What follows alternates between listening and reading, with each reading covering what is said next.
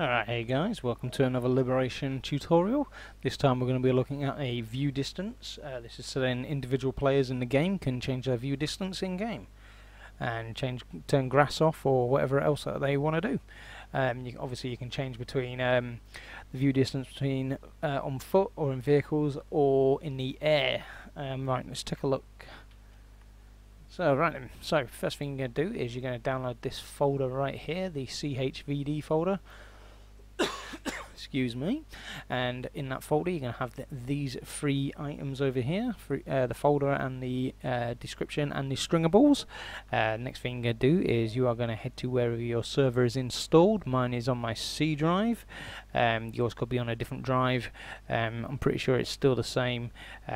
Regardless, you know, it's going to be like whatever drive you put it on, and then obviously yeah, it's just going to be the same way of getting to it. So mine's in my C drive. If you've copied from the first video that I've done, part 1, where I set up the video, so if you have got the same drive, then here we go. So C drive, Arma free server, Steam apps, common, Arma free server, and then MP missions. And then what we're going to do now is unpack the Altus, the KP Liberation PBO. So right click and PBO Manager, go down to the last link. If you don't have PBO Manager, just type it in Google, and Google is your friend. It will take you to Armaholic, in which you can download the thing for it, the installer. Right, so next thing you're going to do is you are going to put this Altus, this PBO in your backups folder. If you don't have a backups folder, just go ahead and make one, and yeah, you know, everybody needs a backup. So right, so once you've done that, we're going to click in the Liberation folder, and you're going to have something what looks like similar to this, if not the same. If you've done your own work, and you'll probably have different things in here, yada yada. Right then, so first thing you're going to do from on the right hand side here is you're going to copy and paste the CHVD file in to your main folder. Next thing you're going to do is copy the stringables into the main folder. It will ask you to replace. Just go ahead and replace. And then the next thing you're going to do is open up the description. In this folder, it has 2 parts which you need to do. You have the top part here, number 1, and then you have this part here, which is number 2. So what we're going to do now is we're going to head to descriptions in our main file. So head in descriptions, and as you can see here, this is the amount of things that we have in here. So right, so the first thing we're going to do is take this hashtag include part, and we're going to head down to where it says mission parameters. We're going to click on the end, press enter, and then control V. That is the for very. Well, right, anyway, next thing we're going to do is we are going to take this whole portion here, the class CFG functions, and we're going to come down to the bottom here. We're going to click on the very end, and we're going to hit enter twice, and then control V. Next thing you're going to do is hit save. We're going to drop out of this, and we no longer need this part now, so we can exit out of that. Next thing you're going to do is go back, and we're going to right click, head down to PBO Manager, and click on the repack PBO.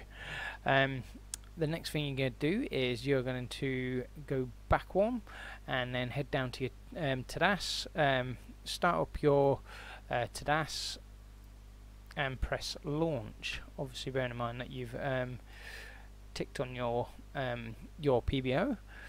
Make sure you've done that, or it should be just loading up fresh air. So wait for this to start up. There we go, it's all starting up. This is obviously my home server, my test server. So right, so next thing I'm going to do is you're going to start up your Arma free. I've already got mine started up. I'm going to click in this now and make sure that this works. There we go, we are now in there. And if we go on to multiplayer, server browser, and head over to LAN, as you can see there's my my home server. We're going to click on it. For some reason it always comes up with a Tanoa picture, no idea why. But yeah, we're going to click on team leader. We're going to go in the file, obviously because we've changed something within the file. I have to receive the mission file once again because the mission file has changed since the last time. Excuse me. Just wait for this to load up and then it should be good.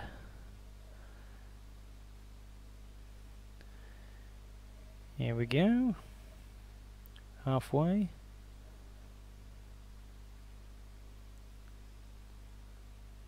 Right, here we go. So we're loading in.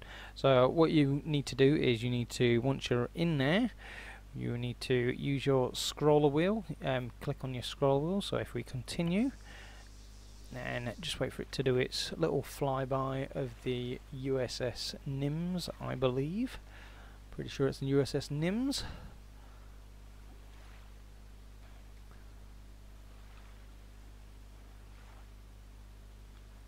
Wait for it to do its thing. There we go. Trying to fight.